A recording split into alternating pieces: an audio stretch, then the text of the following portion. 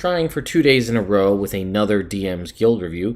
This time, we're going to be talking about Mordenkainen's Tome of Marvelous Magic number 2, over 150 new magic items for 5th edition Dungeons & Dragons, created by some friends of mine and some pretty good folks in the DM's Guild in general. So if you want to see what those are, stay tuned.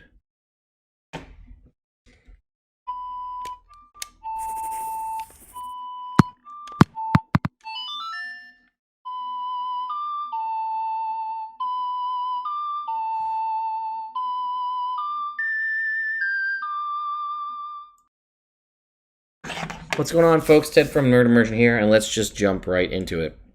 Here it is on the DM's Guild. It was just released on the 29th and later on in the day, to the point where we don't even have any medals here, no reviews of any kind, and it is $5.95 to pick this up. It is made by MT Black, who, if you know anything about the DM's Guild, then I'm sure you recognize that name, and my good personal friend Celeste Conowitch, who is member of the Venture Maidens, and this is her first DM's Guild Adept release. So, that being said, it was provided to me for review purposes, but I'm not going to sugarcoat it.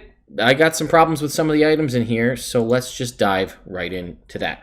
I have a list that I wrote out here of a couple ones I want to show you, and I have some thoughts as to, well, I did like this piece right here, what inspired the items in this book, right? Encyclopedia Magica, the Magic Item Compendium, Adventurer's Vault, and Mordenkainen's Magnificent Emporium. So a couple of different magic item-based books over the course of D&D. And then here's the list. I don't really like the formatting of this page. Just a small little thing here. And then there's a preface from Mordenkainen and a little note from Court here on the side. So then we just dive into the magic items. And I recognize a lot of these as things that have existed from previous editions, but when I look at some of them, I say to myself, well, why did they do that? There's something already there that does the same thing, and it seems like it's duplicative, and the first one right here, I just want to pull up the magic item on the other page here. So let's go ahead and look, is the Cat's Eye Ring. It's an uncommon magic item that requires attunement. The slender electrum ring is set with a number of small emeralds clustered together to form a narrow oval. While wearing this ring, you have dark vision out to a range of 60 feet. If you already have dark vision, wearing the ring increases the range by 60 feet. Immediately right off the bat, that was the first one that caught my eye, and the first one that said, "Ugh, why did they make this an item when the Goggles of Night do the exact same thing as an uncommon magic item that does not require attunement?" And the only literal difference is there is you're putting goggles on your head to see in the dark, or a ring on your finger to see in the dark.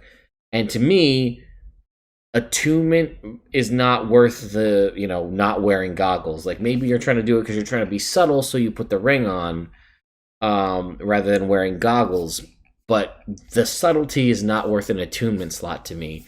The only thing I can think of is that possibly the inspiration for this is the Cat's Eye Gem Pendant from the Legend of Drizzt series that Catty Bree wore, which was like a pendant that she, like a necklace, or maybe it was a pendant, or like a Cat's Eye Gem she wore on her forehead. I don't remember, but it gave her dark vision, but her dark vision was in full color. And that was what made it unique. So maybe that's what this was supposed to be. Because if it's just dark vision for 60 feet for attunement, it's no different than the Goggles of Night. There's also a lot of consumables in here, probably more than most magic item guides I've seen. That being said, some of the consumables are pretty awesome. So what I wanted to go over here was this uncommon one, Elixir of the Flaming Fist. Once per turn, when you hit a target with an unarmed attack, you deal an extra 1d6 fire damage. This lasts for 10 minutes. That's pretty good for anybody who wants to do unarmed damage, but for you monks out there that want to wield a little bit of extra fire and not go down the trash fire that is 4 Elements Monk, that would be a way to go about it. So the next one I have on my list that I was really interested in, we jump down to O for the Oil of Blind Sight. Where is that? Ointment of Blind Sight, which is a jet black mixture. You apply it to your eyelids, and for an hour you have blind sight out to 30 feet. Pretty simplistic, but not a bad item to have overall, and I like that. Next up was the Potion of Genius. I thought this was really interesting. When you drink this potion, your intelligence score is 20 for 1 hour.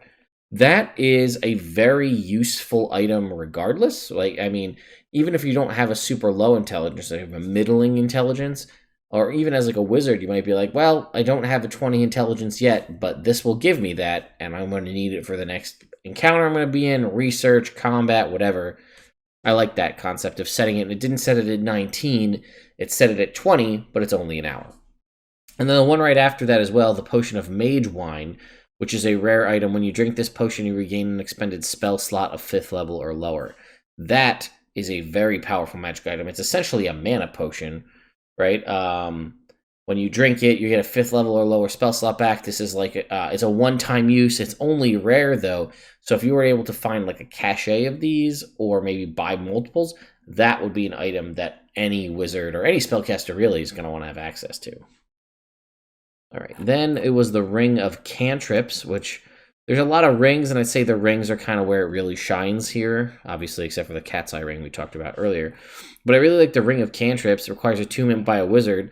This brass ring is engraved with a variety of small arcane runes. While wearing it, you know all the cantrips on the wizard's spell list. That, especially early on, I'd say, and even potentially throughout the course of your time as a wizard, just having the entirety of the wizard cantrip list could be potentially very useful. You do have to be a wizard first, which is kind of the downside, right? You couldn't be like a paladin and have all the wizard cantrips, but you know, you're only ever going to get like, I think 5, maybe 6. No, 5, I think, wizard cantrips from leveling up without any funky subclass related stuff. So I don't know. I just really like that idea. Then there was the Ring of Clear Thought, and there's kind of a theme here that I like, which was we have, you know, as I've discussed in previous videos, the concept of magic items that either boost an ability score up by 2 to a maximum of 20, or set your ability score at a given number, and we were lacking them for a lot of other ability scores. Well, we have the Belt of Dwarvenkind, which increases your constitution and gives you resistance to poison and other dwarf-based benefits. The Ring of Clear Thought is a very rare item, and it makes you immune to charm and frighten conditions. Your intelligence score increases by 2 to a maximum of 20, and you have resistance to psychic damage. I like this as sort of a counterpick to the Headband of Intellect, which is really good because it sets your intelligence at 19, which is useful. But, I mean, even if you're like a wizard with an 18 intelligence, this could bump you up to 20 and provide some other benefits. Following that was this Ring of Fairy, which is the first time we've ever gotten like a dexterity boosting item that's not one of the tomes that permanently boosts it. So the silver ring set with interlocking leaves set with a moss agate. You get the following benefits. 2, increase your dexterity score by 2 to a maximum of 20. Advantage on persuasion checks made to interact with elves. So this is basically the Belt of Dwarvenkind, but for elves. In addition, while attuned to the ring, your facial features soften, becoming more graceful and unearthly. If you aren't an elf, you gain the following benefits while wearing the ring. You have advantage on saving throws against being charmed. Magic can't put you to sleep. You have dark vision out to a range of 60 feet, and you can speak, read, and write Elvish.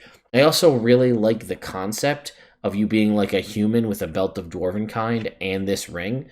So you're getting sort of racial benefits imparted upon you for being a dwarf and for an elf. So like your facial features soften and become more graceful, but you also grow a beard.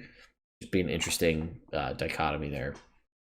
Another one I was just going to point out here again is the Ring of Health. Seemed kind of funky because it's a rare attunement magic item, but I feel like the Belt of Dwarvenkind is just better in every way. Does the Constitution. This gives you resistance to poison. So does the Belt of Dwarvenkind, but it also gives you advantage against saving throws versus poison. It gives you speak, read, and write Dwarvish, advantage on charisma checks against dwarves, and dark vision, I believe, out to a range of 60 feet, and the whole beard growing thing. And this just is when you roll a hit die to regain hit points, you can replace the number rolled with a 3, which is okay, but I mean, it's not like you add 3 to it, which might make it a little bit better. You just replace what you roll with a 3, which really is, if you roll a 1 or a 2, you're going to use this feature. Otherwise, it's pointless. Then we have, what did I have on here? Rod of Reversal. So we're jumping into the rods now. Where is it? Rod of Reversal. Over here, yeah. Very rare, requires attunement. When you cast Counterspell or Dispel Magic and are required to make an ability check as part of the casting, you have advantage on the roll. I like that. It just kind of is going to give you that boost to try to break through somebody else's spells as you're reversing them. Then another one that didn't make a lot of sense to me was the Rod of Viscid Globs. We have a Wand of Viscid Globs that was included in Out of the Abyss. Now, granted, that was a Drowcraft magic item, so it does have the downsides of being Drowcraft, where if it's in sunlight for an extended period of time, it is destroyed. But that's 1 hour in sunlight with uninterruption. So what this one does here is you get 3 charges that recharge daily at dawn. You can fire a charge at somebody within 60 feet. They must make a DC 15 strength save or be restrained by the sticky material. They're restrained by the goo and can use a action to make a DC 15 strength check to try to break out of it. On success, they're no longer restrained. The goo evaporates in 1 hour. The Wand of Viscid... Now, that's a rare item, so maybe that's why. But the Wand of Viscid... Sorry, an uncommon item. The Wand of Viscid Globs, which is rare, lets you make a spell attack against a creature within 60 feet. You use Intelligence if you don't have a spellcasting modifier.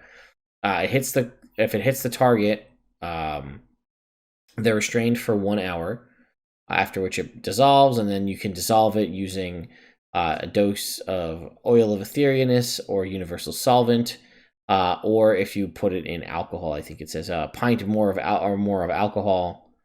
It dissolves instantly if exposed to sunlight and gains 1d6 plus 1 charges back at midnight.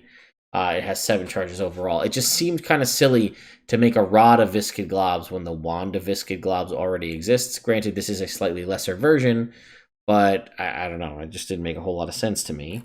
And then lastly, I just wanted to showcase one wand, which is the Wand of Hellfire here, which is a rare attunement magic item. While holding this wand, you deal an extra 2d6 fire damage with any spell you cast of first level or higher that deals fire damage. As we know, fire damaging spells are some of the best, most high damage spells in the game. And it just, you deal this damage, extra damage no matter what. So it's while you're holding it, anytime you deal an extra 2d6 fire damage with any spell you cast of first level or higher that deals fire damage. So the way I read that is obviously if you cast like a 3rd level fireball, that's going to do 10d6 fire damage as opposed to 8d6.